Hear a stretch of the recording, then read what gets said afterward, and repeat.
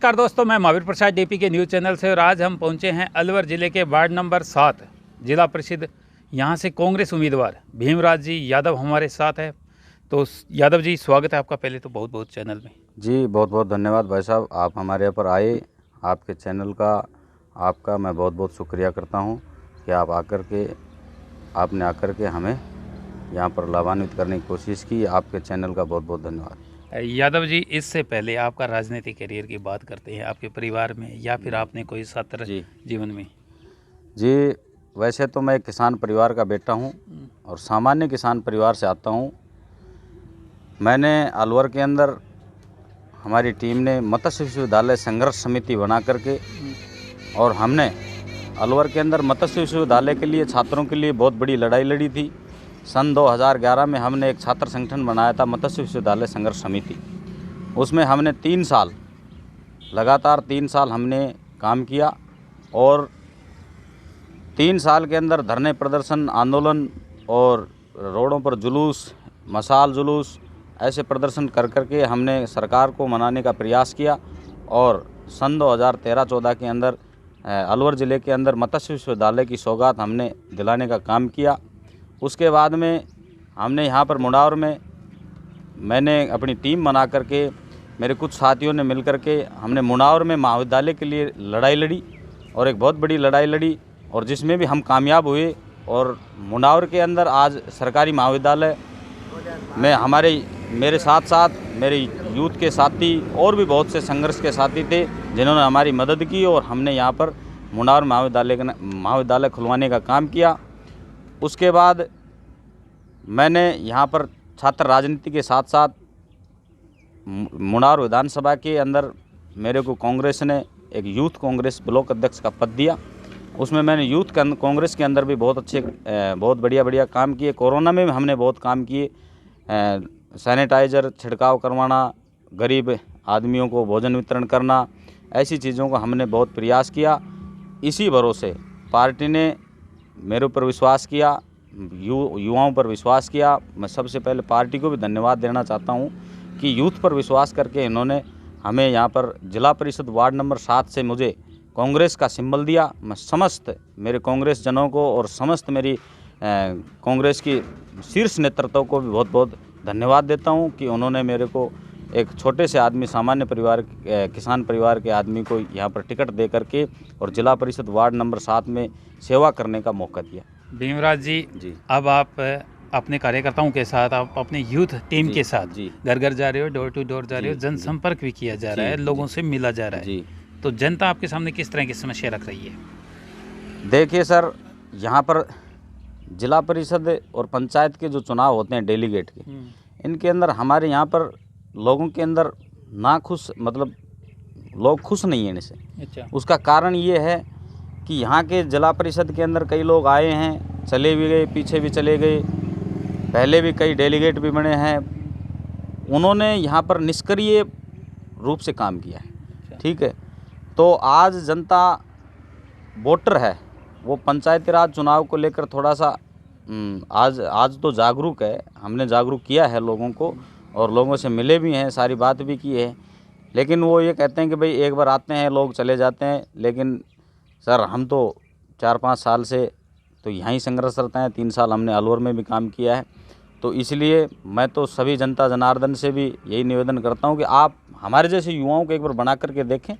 आपको इन चीज़ों की कमी महसूस नहीं होगी कि जिला परिषद और पंचायती राज ये जो MPS हैं, इनके अंदर भी काम होते हैं, बहुत से काम होते हैं। जिला DRD के अंदर जो बैठते हैं, जिला परिषद के अंदर बैठते हैं, बहुत से काम है, जैसे पानी के काम है, सड़कों के काम हैं, शिक्षा के काम है, जो भी हैं। युवाओं के लिए खेल की ये क्या नाम है, युवाओं के लिए अपने ये छोटे मोटे खेल स्टेडियम वगैरह हैं, इनके भी काम होते हैं। लेकिन वो काम करने वाला होना चाहिए, बात ये है। यानी कि पता होना चाहिए उन्हें, केंद्र सरकार, राज्य सरकार से बहुत सी योजनाएं आती है, लेकिन वो योजनाएं कहीं ना कहीं वहीं दम तोड़ देती है। इसके पीछे क्या कारण है कि वो योजनाएं आम जनता के घर तक नहीं पहुंचती? अगर जनता आपको यहाँ से सरताज बनाती है तो क्या वो योजनाएं आम जनता के घर तक पहुंचेगी? जी, मैं पूर्ण रूप से मेरी जिला परिषद वार्ड नंबर 7 की जनता जनार्दन से निवेदन करता हूँ और इनसे विश्वास दिलाता हूँ कि अगर मेरे को जिला परिषद वार्ड नंबर 7 से जिता करके जनता जिला परिषद में भेजती है तो मैं उनकी बातों पर खरा उतरूंगा और जो केंद्र सरकार की, राज्य सरकार की जो भी योजनाएं हैं उनको। वार्ड नंबर 7 की जनता को क्या कहना चाहोगे? मैं तो वार्ड नंबर 7 की जनता को ये कहना चाहूँगा कि हमारे राजस्थान में भी सरकार है, ठीक है, अलवर में भी हमारे बहुत से एमएलए, हमारे मुंडावर के अंदर हमारा दुर्भाग्य है कि यहाँ पर बीजेपी का एमएलए, और मुंडावर का दुर्भाग्य ये रहा है लगभग कि सबसे मुंडावर पिछड़ी हुई तहसील मानी जाती है, सबसे पुरानी तहसील है, फिर भी ज़िले की सबसे पुरानी तहसील होने के बाद भी ये पिछड़ी हुई तहसील है। तो हमारी राज्य सरकार ने बहुत से काम किए हैं, पानी की योजनाएं भी बहुत से हर गाँव के अंदर लगभग सभी गाँवों के अंदर उन्होंने दी है।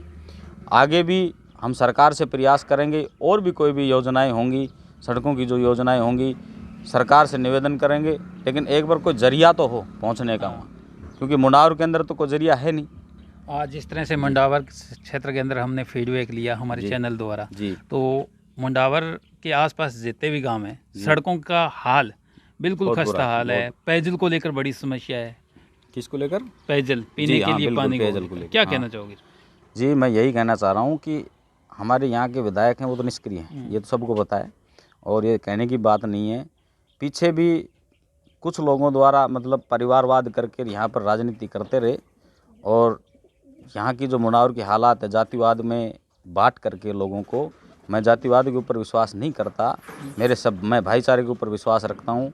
सभी 36 बिरादरी के लोग मेरे भाई हैं, तो मैं उन सभी से यही निवेदन करता हूँ कि आप नेता पुत्र को ना चुन करके एक किसान पुत्र को चुन के देखो, जिससे कि मुंडावर का विकास हो। क्योंकि ये नेता पुत्र आते हैं, वोट मांगते हैं, जाति पाति के नाम पर वोट मांग करके चले जाते हैं, और यहाँ पर आप सड़कों की हालात देख रहे हो। और शिक्षा की, हमने महाविद्यालय खुलवाने के लिए प्रयास किया, महाविद्यालय खुल गया, लेकिन आज उसकी बिल्डिंग नहीं है, उसके अंदर संसाधन उपलब्ध नहीं है, मतलब मुंडावर के अंदर कुछ नहीं है, एक तरह से मुंडावर सूना है।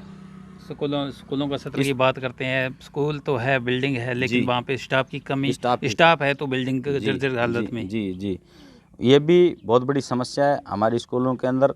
मैं तो हमारे सभी गुरुजनों से भी निवेदन करता हूँ, आप भी मेहनत करें, हमारे जैसे सामाजिक जो लोग हैं, हम भी मेहनत करके सरकारी स्कूलों को आगे बढ़ाने का प्रयास करेंगे, जिससे कि हमारे यहाँ पर जो गरीब तबके के लोग हैं, सामान्य परिवार के जो लोग हैं, वो सब इन सरकारी स्कूलों के अंदर पढ़ करके और ऊंचे पायदान पर पहुँचे। और सरकारी स्कूलों में जो व्यवस्थाएं हैं उनको लेकर मैं कहना चाहूँगा कि कुछ कमियां हैं, उनको सुधार हम सरकार से अगर आगे पहुँचेंगे तो पूरा करवाने का प्रयास करेंगे। जिस तरह से पंचायती राज चुनावों का बिल्कुल बच चुका है, आप भी अब चौसर की चाल चलने लग गए हो जी, तो कांग्रेस ने शुरुआत कर दी है +1 से जी, तो क्या रहेगा अलवर जिले का, कहाँ तक बोर्ड बन जाएगा, कितनी सीटें आ रही है? जी, कांग्रेस पार्टी ने अब की बार जो सिंबल वितरण किया है जिला परिषद के अंदर, वो एक बहुत अच्छा फैसला था, मैं तो मानता हूँ, क्योंकि उसमें युवाओं को भी उन्होंने पूर्णतः यानी कि भाग लेने के लिए जिला परिषद के बहुत से टिकट युवाओं को, हमारे ब्लॉक के साथियों को भी दिया है, ठीक है, यूथ कांग्रेस में जो साथी थे उनको भी दिया है, महिलाओं को भी आगे रखा है, पिछड़े वर्ग के जो लोग हैं उनको भी आगे रखा है, जिन्होंने धरातल पे काम किया हो, नेताओं को हटा करके जिन्होंने धरातल पर काम किया है उनको टिकट दिया है। तो मैं ये मानता हूँ कि जिन्होंने धरातल पर काम किया है, तो हमारा बोर्ड 100% जिला प्रमुख अलवर के अंदर यहाँ पर कांग्रेस का बनेगा, इसमें कोई शक नहीं। आने वाली 20 तारीख को लोग अपने घरों से बाहर निकलेंगे, मतदान केंद्र पर जाएंगे, एक बड़ा उत्सव होगा जी। क्या कहना चाहोगे वार्ड नंबर 7 की जनता को? जी, मैं सभी वार्ड नंबर 7 की जनता से निवेदन करता हूँ कि मैं आपका सामान्य परिवार का किसान का बेटा हूँ, क्योंकि मेरे पिताजी एक सामान्य किसान हैं और मेरे परिवार में भी किसी ने राजनीति नहीं की है। तो मैं सभी जनता जनार्दन से भी निवेदन करूँगा कि आप मेरे जैसे किसान परिवार के आपके बेटे को, बच्चे को आशीर्वाद दें, जिससे कि आने वाले भविष्य में कोई भी युवा अगर आगे बढ़े उसका दिल ना टूटे कि भाई वो आया था राजनीति में और वो ऐसे ख़त्म हो गया, उसके पास संसाधन नहीं थे, उसके बाद परिवार के अंदर, उसके परिवार में वो किसान परिवार से था। तो मैं सभी जनता जनार्दन से निवेदन करता हूँ कि आप एक किसान परिवार के बेटे को आगे बढ़ाएं, और आने वाली 20 तारीख को 1 नंबर बेल्ट है, कांग्रेस प्रत्याशी भीमराज यादव, मैं खुद को अपना अमूल्य वोट और समर्थन देकर के मुझे विजय बनाएं। आपकी हर संभव मदद करने का प्रयास करूंगा। आधी रात में अगर कोई भी लोग वार्ड नंबर 7 का कोई भी आदमी मेरे पास फ़ोन करेगा तो गोली की तरह पहुंच करके उनका काम करने का प्रयास करूंगा। सर, हिंदुत्व में एक बड़ा पर्व भी आ रहा है, दिवाली पर्व, देशवासियों को क्या संदेश देना चाहिए? मैं सभी देशवासियों को देखिए सर, राम जब घर आए थे तो उनके आने पर सभी अयोध्या वासियों ने एक उत्सव मनाया था, दीपावली। ठीक है, सभी ने अपने घरों में दिए जलाए थे। तो उन सभी देशवासियों को मैं हिंदुत्व के इसके त्यौहार को मैं सभी को बहुत बहुत बधाई देता हूँ कि आप दीपावली के पावन पर्व को अच्छी तरह से बनाएं, और सभी को हार्दिक शुभकामनाएं मेरी तरफ से, और मेरे को भी शुभ आशीष दें। सभी राम भगवान का आशीर्वाद मेरे ऊपर बना रहे। इन्हीं बातों के साथ थैंक यू। तो ये थे यहाँ से वार्ड नंबर 7 से कांग्रेस उम्मीदवार भीमराज यादव। इनका कहना है कि अगर जनता सत्ता के साथ चलती है, राज्य में सरकार कांग्रेस की है, तो केंद्र सरकार, राज्य सरकार से जो भी योजनाएं आएगी वो आम जनता के घर तक पहुंचाई जाएगी। मैं महावीर प्रसाद, मेरे साथ कैमरा पर्सन मदन।